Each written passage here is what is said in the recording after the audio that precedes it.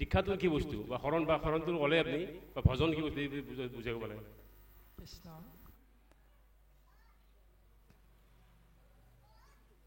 ভজন শব্দৰ অৰ্থ হ'ল ভক্তি ভাৱনা, অৰ্থাৎ ভাবি থকা, ভজি থকা।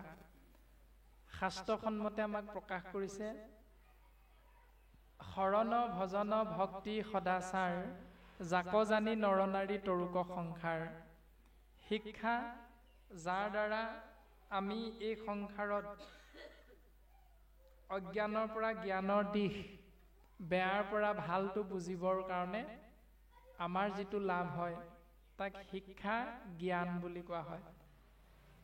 তাৰ পাছতে দীক্ষা হ'ল যিটো জ্ঞান লাভ কৰি আমি যিটো দিশ বুজি পালো সঁচা বুলি, সেই দিশটোৰে যেতিয়া নিজক আগবঢ়াই নিবলৈ আমি চেষ্টা কৰিম, সেইটো হ'ল দীক্ষা।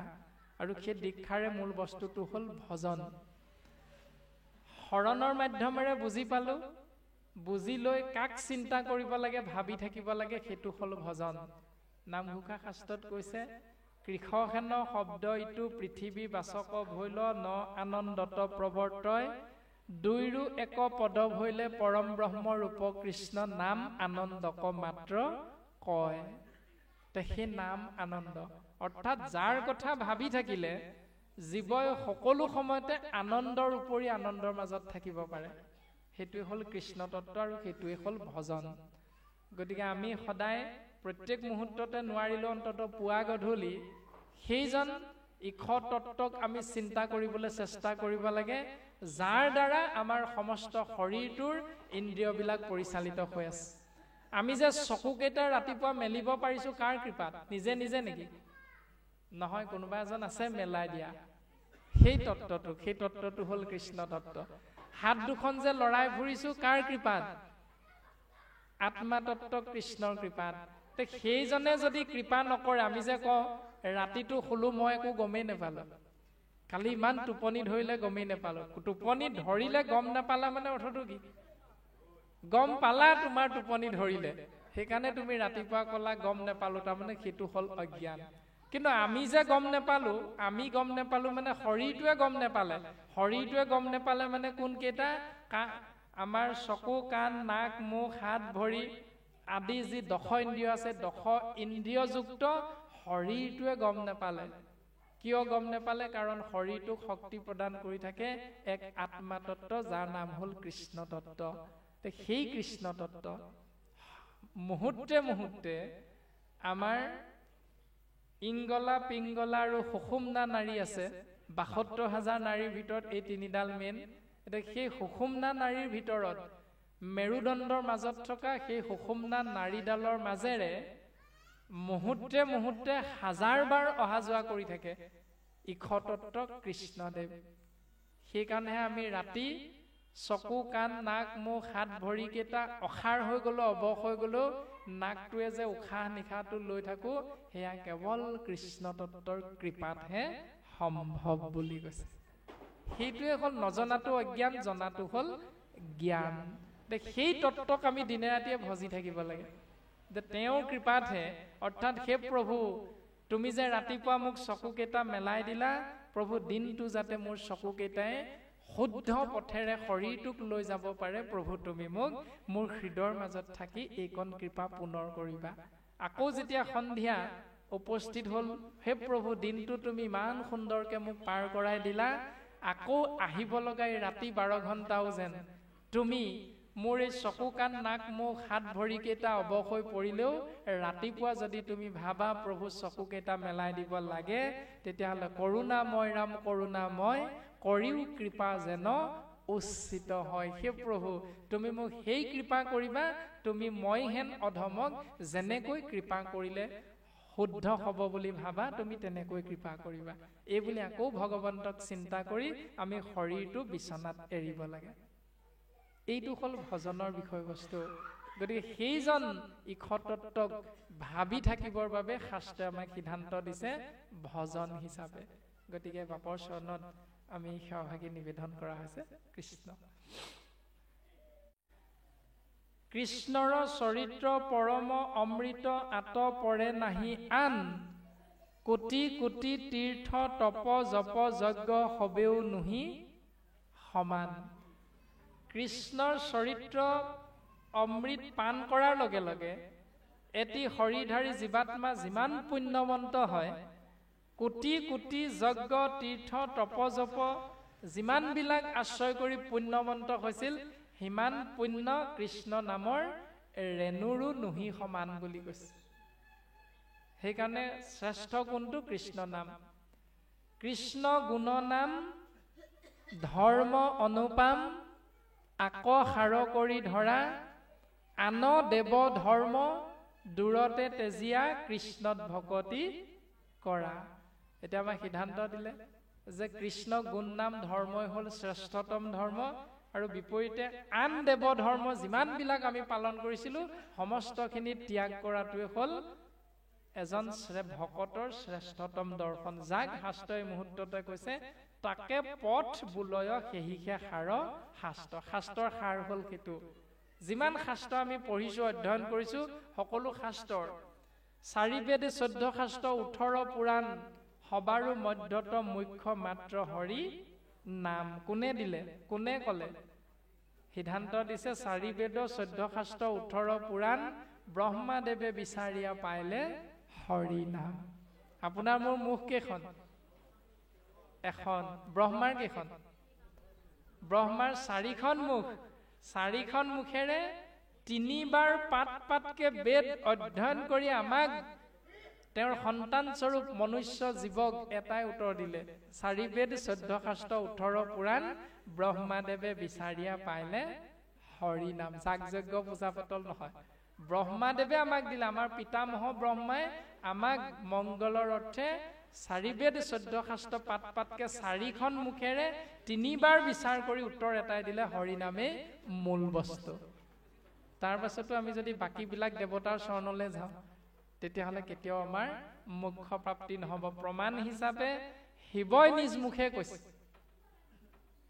ইতিমধ্যে আমি পদবন্ধে প্ৰথমে আশ্ৰয় কৰিছিলোঁ যে শুয়া এক শৰণ যিজনে শুনৈ আক, যে এক শৰণীয়া হৈ যিজনে কৃষ্ণ কথা শুনিব, পাৱৈ পৰম পদ সুখে নিস্তৰৈ মায়াক। পৰম পদ মানে শালুক্য, সাজুৰ্য, সাৰূপ্য, সামীপ্য আৰু মুখ্য। এতিয়া শিৱই কি বুলি ক'লে? মই হৰ ব্ৰহ্মা ইন্দ্ৰ যত দেৱগণ, মুখ্য কদিবা কন পাৰোঁ একোজন। হেৰা ব্ৰহ্মা, হেৰা ইন্দ্ৰ, মই শিৱ সহিতে আমি 33 কোটি দেৱ দেৱতাই জীৱক শালুক্য, সাজুৰ্য, সাৰূপ্য, সামীপ্য আৰু মুখ্য এই 5 প্ৰকাৰ মুকুতি এটাও এজনেও দিব নোৱাৰো। তেনে ক্ষেত্ৰত কি হ'ব জানানে? এৰামে তাম্ৰ কাঁহ প্ৰতিমায়ে কিবা গতি দিব, কলিত মলিন লোকে ইহাংকে পুজিব।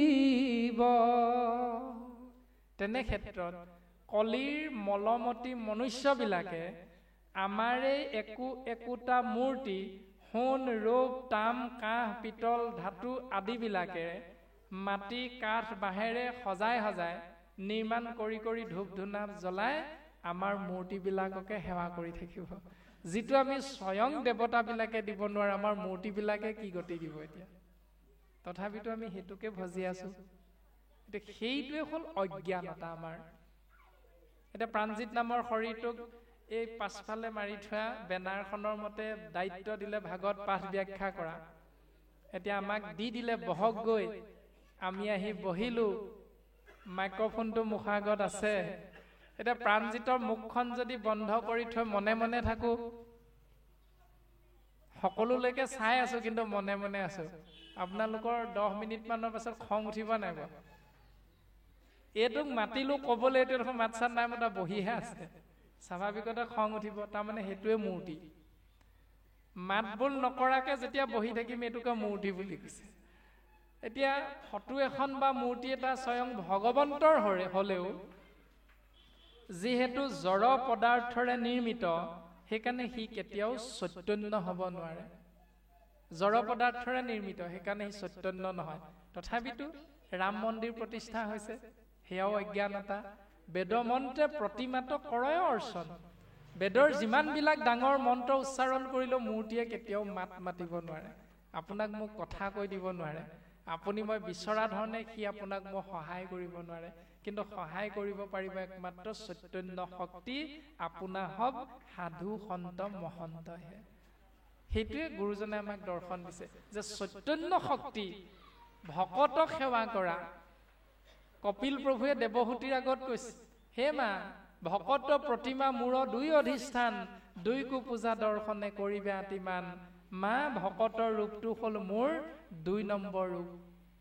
হিৰণ্যকশিপুৰে পুত্ৰ প্ৰহ্লাদৰ বাক্য ৰাখি স্তম্ভত মুষ্টিৰে প্ৰহাৰ কৰিছে। স্তম্ভৰ পৰা হিৰণ্যকশিপুৰক বধ কৰিবলৈ ভগৱন্তই নৰসিংহ ৰূপত অৱতাৰ হৈছে। সকলোৱে জানে আপোনাৰ হবে এনেকৈ ভগৱন্ত অৱতাৰ ধাৰণ কৰিছে।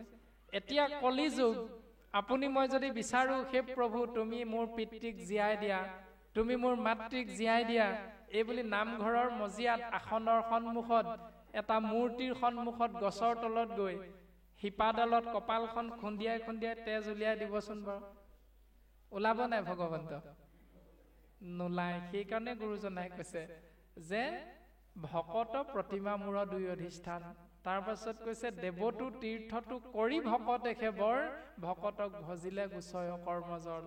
তামোল পাণ মিঠাতেলৰ সৰু পেকেট এটা, ধূপৰ পেকেট এটা, মাটিৰ চাকি এগছ, যিখন দৰখাস্ত পলিথিন এটাত ভৰাই আমি লৈ যাওঁ ভগৱন্তৰ ওচৰত দিবলৈ যাওঁ বুলি, শাস্ত্ৰই কৈছে সেই দৰখাস্তখন ভকতৰ চৰণত দিয়া, ভকতে ভগৱন্তলৈ প্ৰেৰণ কৰি দিব। ভগৱন্ত কোন? ভকতেই ভগৱন্ত। ভকত সকলে যেবে কৰৈ আশীৰ্বাদ, তেবে সেই মিলয় সিটো কৃষ্ণৰ প্ৰসাদ। ভকতসকলে যেতিয়া আশীৰ্বাদ প্ৰদান কৰিব হৰি অ ৰাম বুলি কৈ, জানিবা তেওঁ কৃষ্ণৰ কৃপা লাভ হ'ল। ভকতে যেতিয়া ক'ব এই মুহূৰ্তত যে বাইকখন লৈ পাৰ হৈ গ'ল, হেৰা কাৰ ল'ৰা এইটো, বোলে ধৰিব নোৱাৰিলো, এনেকেনো বাইক চলাইনে, মাৰিলেহেঁতেন এই মুহূৰ্ততে, মোক খুন্দিয়াই থৈ গ'লহেঁতেন, হৈ গ'ল আৰু। তেওঁক মৰ বুলি অভিশাপ দিব নালাগে, সেইটোৱে তেওঁৰ কাৰণে অভিশাপ। ভকতসকলে যেবে কৰৈ আশীৰ্বাদ, যেতিয়া ভকতসকলে বোলে শুনটো তুমি কাৰ ল'ৰা, বোলে আমুকৰ আকৌ দেউতা, এই বুলি যেতিয়া ক'ব ভাল ভাল বোপাই তুমি আৰু আগবাঢ়ি যোৱা, এই যে বাক্যষাৰ কৈ দিলে জানিব তেওঁৰ সেয়া আশীৰ্বাদ, সেইটো ভগৱন্তৰ কৃপা। এইখিনি হ'ল সাংসাৰিক দৃষ্টি, শাস্ত্ৰই আমাক শিকাইছে। গতিকে এনেকৈ যেতিয়া আমি সংসাৰ ধৰ্ম পালন কৰিম, আমাৰ সংসাৰখন সৰ্বাংগ সুন্দৰ হ'ব, আমাৰ সমাজখন কেতিয়াও খামখিয়ালি নাথাকে, আমাৰ সমাজখন খুব সুন্দৰ সমাজ হ'ব। আৰু গুৰুজনাই এনে এখন সমাজৰে চিন্তা কৰি আমাক এই দৰ্শনটো দিছে। গাৰুৰ গোবিন্দ, নগাৰ নৰোত্তম, মুছলমানৰ চান্দ খাই, মিচিঙৰ পৰমানন্দ, কৈৱৰ্তৰ পূৰ্ণানন্দ, অসম মুলুক ধুবা যে তুৰুক, ম্লেছ কুবাচ চান্দাল, আহোম কছাৰী খাচী গাৰো মিৰি, যৱন কংক গোৱাল। সমস্তকে গুৰুজনাই একত্ৰাপিত কৰিছে, জাতি জনজাতি একত্ৰাপিত কৰি এক দেৱ এক সেৱ একত বিনে নাইকেও এক সুন্দৰ সমাজ গঢ়িছে, যাৰ নাম হ'ল বৈষ্ণৱ সমাজ। যিখন সমাজত শিক্ষিত অশিক্ষিত, ধনী দুখীয়া, উচ্চ নিচ আদি কোনোৰ বাবে আছুতীয়াকৈ ওখ আসনৰ ব্যৱস্থা নাই, আদি কাৰো বাবে বিশেষ আসনৰ ব্যৱস্থা নকৰে। আজি যদি হিমন্ত বিশ্ব শৰ্মাদেৱো আহে, সেউকীজনে কোনো VIP কোটা আহিছে বুলি VIP কোটাৰ সেই ব্যৱস্থাটো কৰি নাৰাখে। আজি কোনোবা বিধায়ক এজন আহিলেও ইয়াত আপোনাৰ মোৰ দৰে একেলগে একে আসনতে বহি কৃষ্ণ কথা 5 মিনিট হওক 10 মিনিট হওক শুনি জীৱন ধন্য কৰি আমি ইয়াৰ পৰা গুচি যাওঁ। কোনো আছুতীয়া বেলেগ ব্যৱস্থা নকৰে, কাৰণ গুৰুজনাই এইটো আমাক শিকাইছে। সকলোৰে সমান অধিকাৰ, সকলোৱে কেৱল এটাই কৃষ্ণ কৃষ্ণ, হৰি হৰি, বিষ্ণু বিষ্ণু, ৰাম ৰাম। এই দৰ্শনটো গুৰুজনাই দিছে। এৰা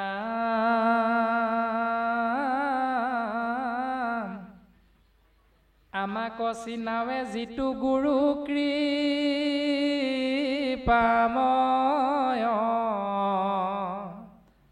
সেহিহে পৰম বন্ধু জানিবা নিশ্চয়। চিত্ত দিয়া যিটো সন্তোষ মিলয়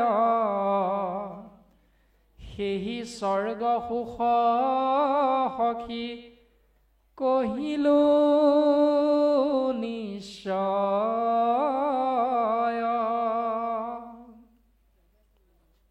উদ্ধৱ, মোক যিজনে চিনাকি কৰি দিব জানিবা সেইজনে তোমাৰ গুৰু। এতিয়া ঈশ্বৰক চিনাকি কোনে কৰি দিলে আমাক? কেৱল কৃপালু শ্ৰীমন্ত শংকৰদেৱ গুৰুজনে। সেইকাৰণে শংকৰদেৱে হ'ল আমাৰ গুৰু। মুত চিত্ত দিয়া যিটো সন্তোষ মিলয়, মুত চিত্ত অৰ্পণ কৰোঁতে যিজনে সন্তোষ লাভ কৰে, সন্তুষ্টি লাভ কৰে, সেহি স্বৰ্গ সুখ সখী কহিলো নিশ্চয়। সেইটোৱে হ'ল স্বৰ্গ সুখ। আৰু য'ত থাকি ঈশ্বৰ চিন্তা কৰি সুখ অনুভৱ কৰে সেই স্থানৰ নাম হ'ল স্বৰ্গ। তুমি যদি আজি এই অনুষ্ঠান ভাগিত 3 ঘণ্টা বহি থাকি কৃষ্ণ নাম শুনি সমস্ত সুখ লাভ কৰিছা, তেতিয়াহ'লে এই স্থানৰ নামেই হ'ল বৈকুণ্ঠ। সিদ্ধান্ত দিছে এনেকৈ, এই ৰামে কাম ক্ৰোধে অন্ধ যেবে কৰে পুৰুষক মোক পাহৰিলে মিলে তেখনে নৰক। কাম ক্ৰোধ লোভ মোহ দম্ভ দেশ্য অহংকাৰ আদিৰ মাজত যেতিয়া জীৱ অহংকাৰী হৈ অন্ধ হৈ পৰে, তেতিয়াই জানিবা নৰক। অৰ্থাৎ কাম ক্ৰোধ লোভ মোহত অন্ধ হৈ পৰা মূল কাৰণটো হ'ল তেওঁলোকে মোক পাহৰি গ'ল। তাৰমানে যাক খং কৰিছো সেইজনৰ অন্তৰাত্মাটো একে কৃষ্ণ তত্ত্বই আছে, তেওঁক পাহৰি যোৱাৰ কাৰণে। অৰ্থাৎ মোৰ পুদুষ্ট, মোকে মাৰে মোতে কাটে মোকে কৰে তুষ্ট। তাৰমানে আপুনি মই ভগৱন্তৰ সন্তান, জীৱাত্মা, আমি পৰমাত্মাৰ সন্তান, কিন্তু গোটেই কেইটাতো পৰমাত্মাৰে সন্তান। কি ব্ৰাহ্মণ, কি ক্ষত্ৰিয়, কি বৈশ্য, কি শূদ্ৰ। তথাপিতো ক্ষত্ৰিয়বিলাকে যুদ্ধ বিগ্ৰহ কৰি নিজৰ ৰাজ্যৰ তলতীয়া কৰিবলৈ গৈ অন্য ৰাজ্যৰ প্ৰজাৰ ওপৰত আক্ৰমণ কৰে। তাৰমানে তেওঁৰ শৰীৰত যি আত্মাতত্ব কৃষ্ণ আছে, একে আত্মাতত্ব কৃষ্ণই সিজন মানুহৰ হৃদয়ৰ মাজতো যে আছে, অন্যটো প্ৰাণীৰ আত্মাটো যে একে কৃষ্ণ তত্ত্বই আছে, এইটো পাহৰি আমি তেওঁক খং কৰোঁ। সেইকাৰণে সেই মুহূৰ্তত সেই জেগাডোখৰ নামেই হ'ল নৰক। এনেকৈ আমি যিমানে যিমানে সংসাৰ ধৰ্ম পালন কৰোঁতে খং, কাম, ক্ৰোধ, লোভ মোহ আদিৰ মাজেৰে জীৱন অতিবাহিত কৰোঁ। যেনে ধৰক চাকৰি এটা পোৱাৰ লগে লগে চাকৰিৰ মাহেকীয়া দৰমহাটো পাবলৈ 2 দিন বাকী থাকোঁতেই যেতিয়া এগৰাকীয়ে মনত পেলাই দিয়ে, হেৰি এইবাৰ যদি পাটৰ কাপোৰযোৰ নিদিয়ে মই আকৌ মাৰ ঘৰলৈ যামগৈ, 2 দিন আছে দৰমহা পাবলৈ, যোৱা মাহত দিম বুলি কৈ ঠগিলে, এইবাৰ যদি পাটৰ কাপোৰযোৰ নিদিয়ে মই কিন্তু মাৰ ঘৰলৈ যামগৈ, কথাটো মনত পেলাই দিলোঁ। আকৌ বাপে কি বুলি ক'ব, হেৰা ৰ'বাচোন,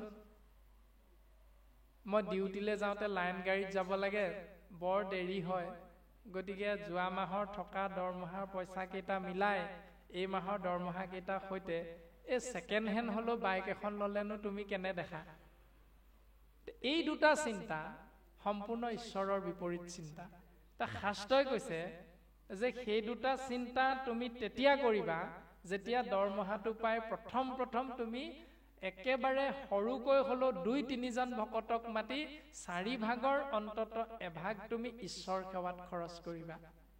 তাৰ পাছত তুমি বাইক লোৱা, ফ্ৰিজ লোৱা, পাটৰ কাপোৰ লোৱা, যি লোৱা লৈ থাকিবা, কিন্তু প্ৰথম ঈশ্বৰত অৰ্পণ কৰিবা।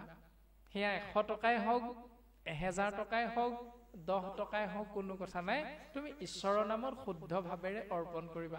আৰু এই ভাৱনাটো যাতে তুমি সদায় ৰাখা। দৰমহা পোৱা দিনা বা তুমি প্ৰত্যেক দিনাই বোলে মই 10 টকাকে ঈশ্বৰৰ নামত অৰ্পণ কৰিম, সেই 10 টকাটো ঈশ্বৰৰ নামত অৰ্পণ কৰিম মানে এইটো আকৌ নহয় যে তুমি প্ৰাৰ্থনা কৰোঁতে য'ত গুৰুগৃহ আছে সেই গুৰুগৃহত 10 টকা থৈ যাম, এইটোও নাই কোৱা। তুমি প্ৰত্যেক দিনাই ডিউটিলৈ যাওঁতে যদি কোনোবা এজন দুখীয়াক দৰ্শন পোৱা, তেতিয়াহ'লে তেওঁক তুমি টকা 10টা দি থৈ যাবা, সেইটো ঈশ্বৰ সেৱা। তুমি অন্তত দিনটোৰ বাবে এজন মনুষ্যক সহায় কৰিলা, ঈশ্বৰক দিলা। ঈশ্বৰৰে সমস্ত বস্তু, সৃষ্টি স্থিতি প্ৰলয় কেৱল ঈশ্বৰৰ নিৰ্দেশত হয়। আমি যে কওঁ মই মোৰ, আপোনাৰ মোৰ বস্তু ইয়াত একো নাই। প্ৰমাণ আছে শাস্ত্ৰসন্মতে যে কি দিয়া পূজিম প্ৰভু চৰণে মুৰাৰী তোমাৰ পূজাৰ বস্তু নাপালো বিচাৰে, কিন্তু আমি পালোহে বিচাৰিম। নাপালো বিচাৰি বুলি শাস্ত্ৰত আছে, কিন্তু আপুনি মই গাওঁ পালোহে বিচাৰি। কেনেকে পালোহে বিচাৰি? শাস্ত্ৰই কৈছে দুগ্ধ দি পুজিলোহেঁতেন, দামুৰিয়ে পিলে, আমি গাখীৰ দি তোমাক সেৱা কৰিবলৈ মন আছিল, কিন্তু দামুৰিয়ে পিলে কাৰণে চোৱা হৈ গ'ল। তথাপিতো আমি ঈশ্বৰৰ সেৱাত কি ব্যৱহাৰ কৰোঁ? গাখীৰে ব্যৱহাৰ কৰোঁ। এতিয়া শাস্ত্ৰত ক'লে নাপালো বিচাৰি, কিন্তু আপুনি মই বিচাৰি পালো কাৰণে গাখীৰেৰে ভগৱন্তক সেৱা কৰোঁ। তাৰপিছত জল দি পুজিলোহেঁতেন, মাছে বিতালিলে, পুষ্প দি পুজিলোহেঁতেন, ভোমোৰাই চুহিলে।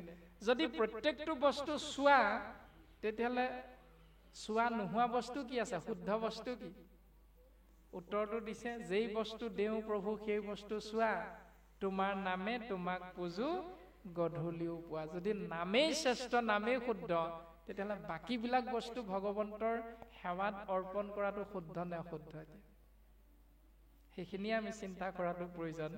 আৰু এনেকৈ বৰ্তমান আমাক পদে প্ৰকাশ কৰিলে যে ঈশ্বৰ সেৱাৰ বিপৰীতে যদি আমি কাম, ক্ৰোধ, লোভ, মোহ, অৰ্থাৎ অজামিল নামৰ এটি জীৱাত্মাৰ কাহিনী ভাগৱতে কৈছে। আপোনালোকে জানে, নিশ্চয় জানে অজামিলৰ কাহিনীটো। অজামিল শব্দটোৰ অৰ্থ আপোনালোকে জানে, অজ যোগ অমিল সমান অজামিল। এতিয়া এখন হাত যদি এনেকে দাঙি দিয়ে কি হ'ব? টা বাই বাই। অকল যদি এনেকে এখন হাত দাঙি থৈ দিয়ে তেতিয়া কি হ'ব? ৰাজনীতিবিদসকলে যে আমাক দিয়ে কিবা এটা এনেধৰণে হাতখন দাঙি, সেইটো বুজাব। এনেকুৱা ব্যৱস্থাবিলাক যদি হাতখন এনেকে নকৰি এনেকে দি দিয়ে তেতিয়া কি হ'ব? জানিছেই নহয়, নকলেও বুজি পাইছে। এনেকৈ অকলশৰীয়াকে হাতখন নাৰাখি দুইখন হাত যদি লগ লগাই এনেকে দি দিওঁ কি হ'ব?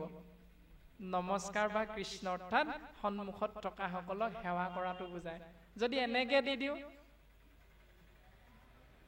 তেতিয়া কি বুজিম? এতিয়া নমস্কাৰ বুজিম নে কৃষ্ণ বুজিম? ভাৱনাটো আহিব কৃষ্ণ বুলিয়ে ক'বলৈ লৈছিলে, কিন্তু হাতখন দিওঁতে ভুলকে দিলে। দিব লাগিছিল এনেকে, কিন্তু দি দিলে এনেকে। হ'লেও কৃষ্ণ নিচিনা হৈছে বাৰু। ভাৱনা এটা অকণমান জাগৃত হয়, আমি গৈ শুধৰাই দিম এনেকে নহয় এনেকে। এতিয়া সেই অজামিল শব্দটোৰ অৰ্থটো সেইটো। অজ হ'ল যাৰ জন্ম নাই, মৃত্যু নাই, কৃষ্ণ তত্ত্ব অজ ব্ৰহ্ম। যোগ অমিল, অৰ্থাৎ সেই ব্ৰহ্মৰ লগত যাৰ মিলটো নাথাকে, তেওঁক কোৱা হৈছে অজামিল। এতিয়া দুখন হাত পৃথকে থাকিলে কি কি বুজিম? উত্তৰটো পালোৱে। যেতিয়া শুদ্ধভাৱে লগ লগাই দিম তেতিয়া নমস্কাৰ বা কৃষ্ণ। সেই অজামিল অৰ্থাৎ অজৰ লগত অমিল হৈ নাথাকি অজৰ লগত মিল কৰি ৰাখিবৰ বাবে নিজক যেতিয়া চিন্তা কৰাম, তেতিয়া তেওঁক কোৱা হৈছে অজামিল। কেতিয়া মুকুতি পাইছে? যেতিয়া মৃত্যুৰ প্ৰাক মুহূৰ্তত আইষ নাৰায়ণ বুলি নিজৰ পুত্ৰটোক মাতিছে। এতিয়া অজামিলক নিবলৈ আহিছিলে কোনে? প্ৰথম যমদূতে। যমদূত কেইটা আহিছিলে? তিনিটা। নাম কেইটা কি কি? তিনিটা যমদূতৰ নাম আমাক সিদ্ধান্ত দিছে, কফ, বাত, পিত্ত। এতিয়া কফজনিত বেমাৰ, পিত্তজনিত বেমাৰ, আকৌ বাত বিষজনিত বেমাৰ, এই তিনিটা বেমাৰতে আপুনি মই এই শৰীৰটোৰ পৰা আত্মাতত্ব এদিন উলিয়াই পঠিয়াব লাগিব। এই তিনিটাই যমদূত। কফ মানে আপোনাৰ মোৰ যেতিয়া উশাহ নিশাহ লোৱাত কষ্ট হ'ব, খুন্দা মাৰি মাৰি ধৰিব এটা নিৰ্দিষ্ট বয়সত, সেইটো হ'ল কফ। তাৰপাছত বাত বিষ মানে হ'ল 214ডাল হাড় আছে আমাৰ শৰীৰটোত। সেই 214ডাল হাড়ৰ যিবিলাক গাঁঠি জোৰা লাগি থাকে, সেই জোৰাবিলাকত যেতিয়া বিষ হ'ব গাঁঠিয়ে গাঁঠিয়ে, তেতিয়া সেই বিষটোত এদিন আপুনি মই শৰীৰটোৰ পৰা আত্মাতত্ব ওলাই যাব লাগিব, মৃত বুলি ঘোষণা হ'ব বাত বিষ।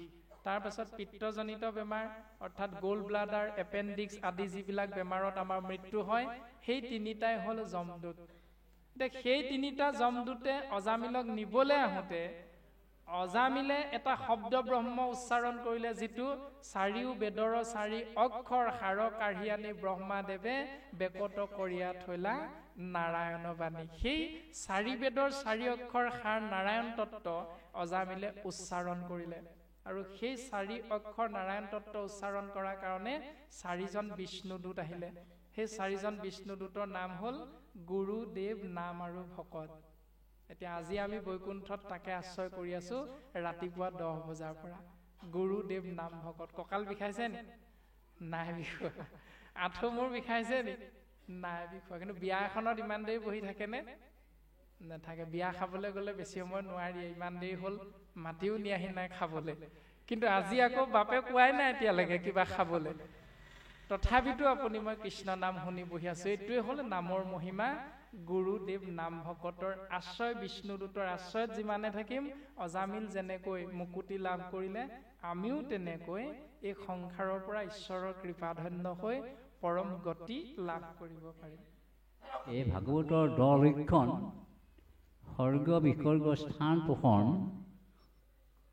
উতি মনন্তৰ ঈশান নিৰোধ মুক্তি আশ্ৰয় তত্ত্বৰ বিষয়ে ব্যাখ্যা কৰি দিলে আনন্দিত হ'ম।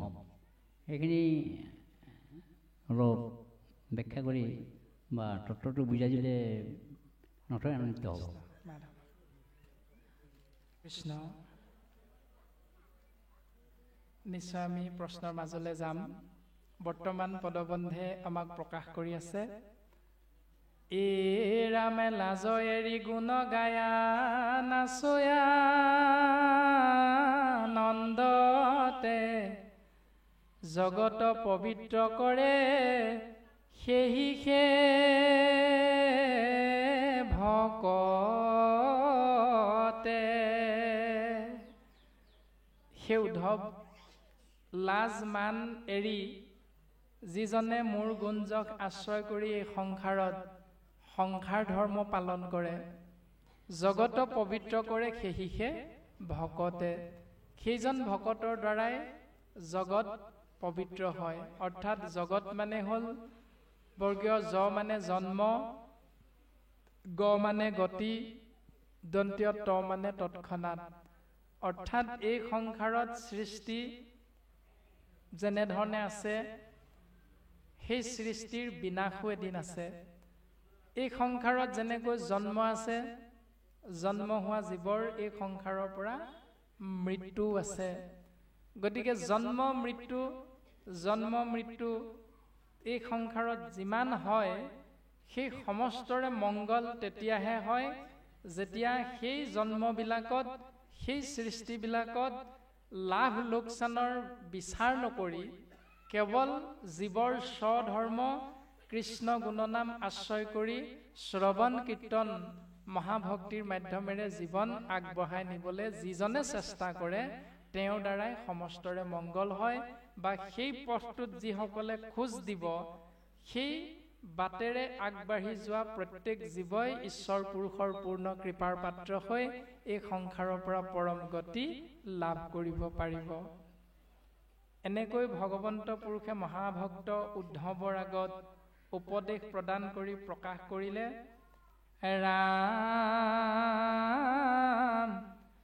কুকুৰ চিগাল গৰ্দৰ ভৰু আত্মা ৰাম জানিয়া সবাকো পৰি কৰিবা প্ৰণাম।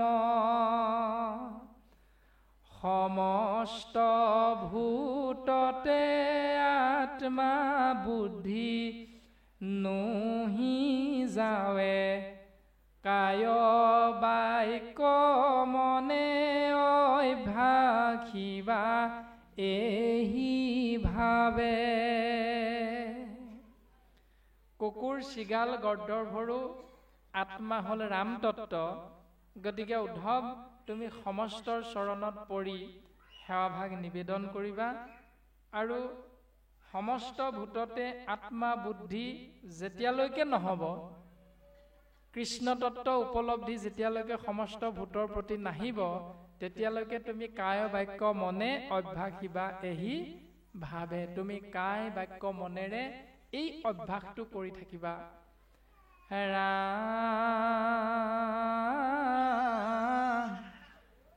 ব্ৰাহ্মণৰ চণ্ডালৰ নিবিচাৰি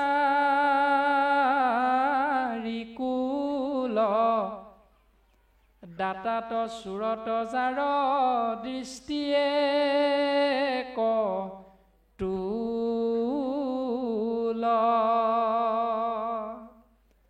ৰামে নিচত সাধুত যাৰ ভৈলয়ে জ্ঞান তাকে ক্ষেপণিদিত বুলি শিশি সৰ্বজান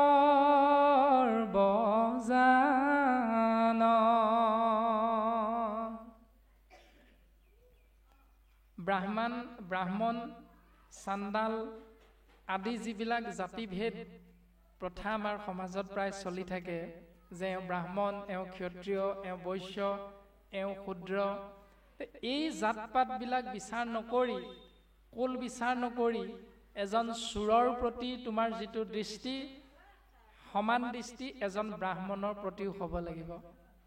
তা ব্ৰাহ্মণৰ চণ্ডালৰ নিবিচাৰি কুল দাতাত চোৰত যেন দৃষ্টিয়ে কতুল। এজন চোৰৰ প্ৰতি যিটো জ্ঞান হ'ব, তোমাৰ দৃষ্টি হ'ব, এজন দানীৰ প্ৰতিও তোমাৰ সমানেই দৃষ্টি হ'ব লাগিব।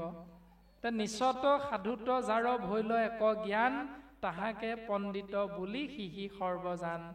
এনেকৈ নিচ আৰু সাধু দুইজনৰ প্ৰতি যাৰ জ্ঞান, যাৰ ব্যৱহাৰ সমান, সেইজনকে পণ্ডিত বুলি সৰ্বজানন্তা বুলি তুমি জানিবা উদ্ধৱ। বিশেষত মনুষ্য গণত যিটো নৰে জ্ঞান দৃষ্টি সৰ্বদা আমাক মান্য কৰে। হিংসা অসূয়াদি তিৰস্কাৰ অহংকাৰ নষ্ট হুৱে তেবে সবে তাৱক্ষণে তাৰ।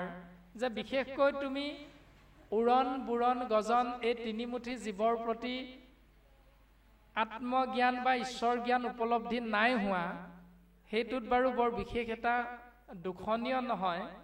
গুৰুজনাই আমাক অকণমান শিথিল কৰি দিলে যে তুমি বিশেষকৈ মনুষ্য সগণৰ প্ৰতিয়ে তুমি ঈশ্বৰ দৃষ্টি দিবলৈ চেষ্টা কৰিবা, তেতিয়াও তুমি অকণমান মোৰ কৃপা লাভ কৰিব পাৰিবা। এতিয়া আমাৰতো সেইটোও নহয়, কেৱল কটা মৰা এবেগেট মাটিৰ কাৰণে আপুনি মই কোৰ্ট কাছাৰী পৰ্যন্ত পাব লগা হয়। এজন পিতৃ পৰলোকগামী হয়, তিনিজন পুত্ৰই তিনিখন চোতালত পিতৃৰ অৰ্থে দহা কাজ কৰিব লগা হয়। এতিয়া এইবিলাক নিয়মটো শাস্ত্ৰ ভাগৱতে আমাক একো শিকোৱা নাই। এইবিলাক হোৱাৰ মূল কাৰণটো হ'ল আমি মনুষ্যই এজন মানুহে অন্যজন মানুহৰ প্ৰতি ঈশ্বৰ জ্ঞানটো আমি আনিব পৰা নাই। এইখিনিয়ে কথা বৰ্তমান পদবন্ধে আমাক প্ৰকাশ কৰিলে। আৰু বাপে এভাগী প্ৰশ্ন সুধিছে, প্ৰশ্নভাগীৰ উত্তৰবিলাক সুন্দৰভাৱে দ্বিতীয় স্কন্ধৰ পদবন্ধে একেবাৰে শেষত দিয়া আছে। দ্বিতীয় স্কন্ধৰ শেষৰ পদত দিয়া আছে দুলৰী চন্দ্ৰভাগীত। গতিকে আমি ক'ত আছে বাপজনাক উত্তৰটোকে দি দিয়া হৈছে পোনে পোনে। যথেষ্ট দীঘল বাপে দিয়া প্ৰশ্নটো, যে ভাগৱতৰ 12টা শ্লোক, প্ৰকৃততে 4টা শ্লোকতহে শ্ৰীনাৰায়ণে ব্ৰহ্মাদেৱক দিছিল পদ্মকল্পত। গতিকে শ্ৰীনাৰায়ণে ব্ৰহ্মাদেৱক যি পদ্মকল্পত 4টা শ্লোকত দিছিল জ্ঞান বিজ্ঞান তদংগ ৰহস্য। জ্ঞান হ'ল যে ব্ৰহ্মাদেৱে যেতিয়া পদ্মকল্পত বহি থাকোঁতে 1000 বাৰ সেই পদুম ফুলপাহ ক'ৰ পৰা উৎপত্তি হৈছে জানিবৰ বাবে যেতিয়া নলীডালেৰে অহা যোৱা কৰি তাৰ একো আদি অন্ত নাপালে, ওপৰত আহি যেতিয়া নিজৰ আসনত বহিলে, তেতিয়া 3টা শব্দ কাণেৰে শুনা পালে, তপ তপ তপ। আৰু সেয়া হ'ল জ্ঞান। যে কিবা এটা শুনাৰ লগে লগে বুজি পাইছে, আৰু বুজি পোৱাৰ লগে লগে তেওঁ যিটো ব্যৱস্থা আশ্ৰয় কৰিছে তাক কোৱা হৈছে বিজ্ঞান, অৰ্থাৎ বিশেষ জ্ঞান। তাৰ পাছতে কোৱা হৈছে ৰহস্য, তাৰ পাছতে কোৱা হৈছে তদংগ। এই 4টা শ্লোকতে ভাগৱতৰ শ্ৰীনাৰায়ণে পদ্মকল্পত প্ৰজাপতি ব্ৰহ্মাৰ আগত প্ৰকাশ কৰিছে। তদংগ মানে হ'ল তদ যোগ অংগ, সেয়াই হ'ল তদংগ। তদ মানে হ'ল পৰমাত্মা কৃষ্ণ তত্ত্ব, যোগ অংগ মানে হ'ল আমি জীৱাত্মাবিলাক, তেওঁৰে অংশস্বৰূপ আমি জীৱাত্মা।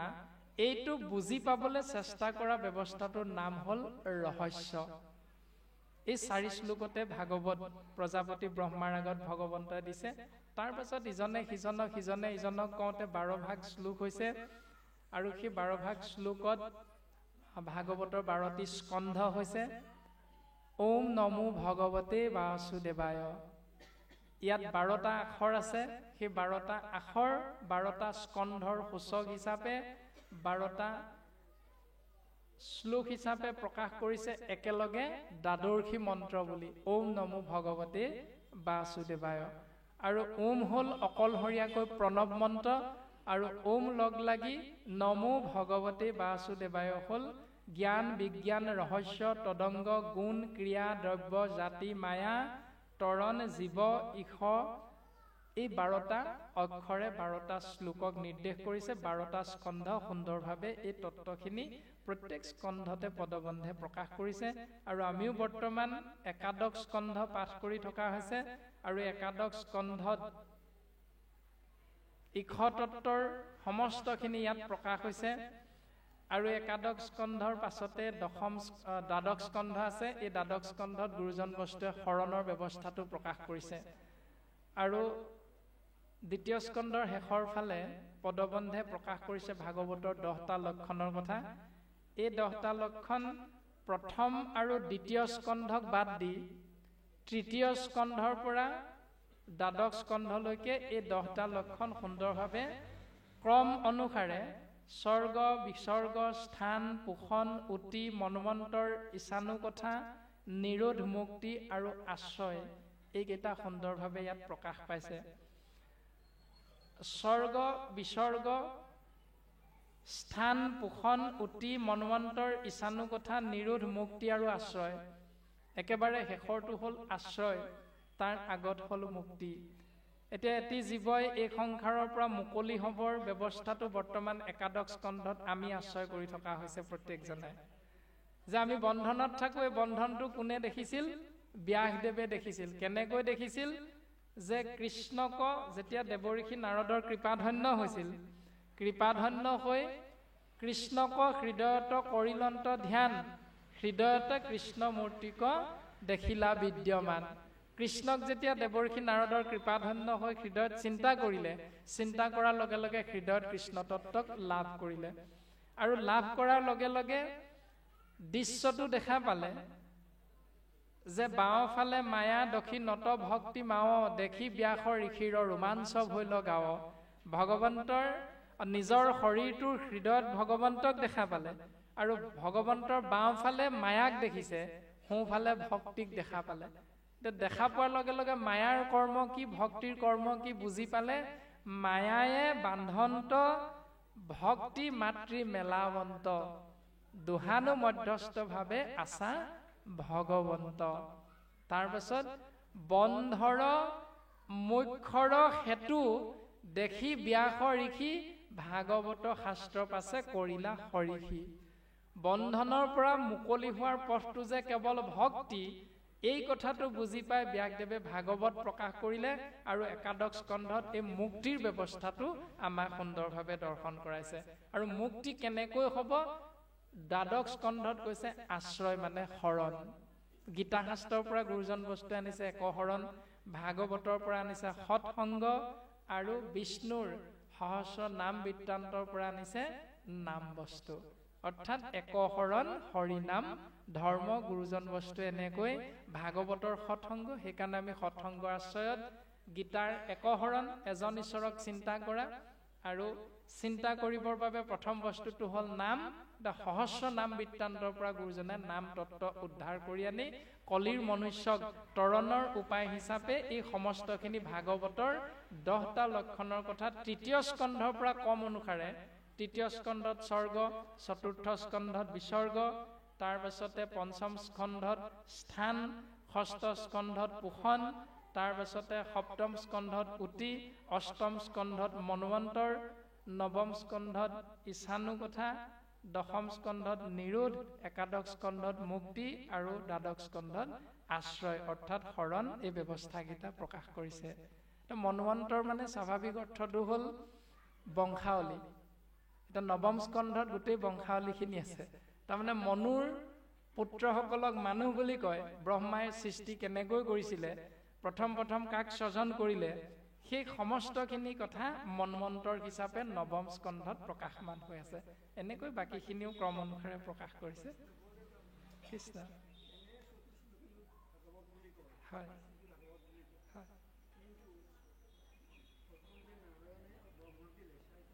হয় হয়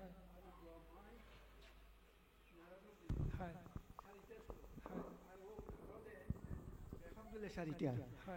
এই চাৰিটা কৰি তিনিজনে দিয়াৰ কাৰণে 12টা শ্লোক হ'ল। কিন্তু প্ৰথমটোতে আপোনাৰ এই 4টা শ্লোককে চতুশ্লোকী বুলি কয় নেকি না, গোটেইকেইটা মিলিয়ে চাৰিটা কৰি দিয়াৰ কাৰণে আপোনাৰ চতুশ্লোকী ভাগৱত বুলি কয়। হয় কৃষ্ণ 12টা হৈছেগে, সৰ্বমুঠ 12টা। আচ্ছা। কৃষ্ণ তাৰমানে নাৰদে ব্যাসে নাৰদক দিওঁতে জ্ঞান বিজ্ঞান তদংগ ৰহস্য, আকৌ যেতিয়া নাৰদে ব্যাসক দিলে তেতিয়া তাত গুণ ক্ৰিয়া জাতি দ্ৰব্য, তাৰপিছত ব্যাসে যেতিয়া শোকক দিছে কথাখিনি, সেই তেনেধৰণে আকৌ মায়া তৰণ জীৱৈষ, এনেধৰণে আকৌ 4টা যোগ হৈ সৰ্বমুঠ 12টা হৈছে। কৃষ্ণ।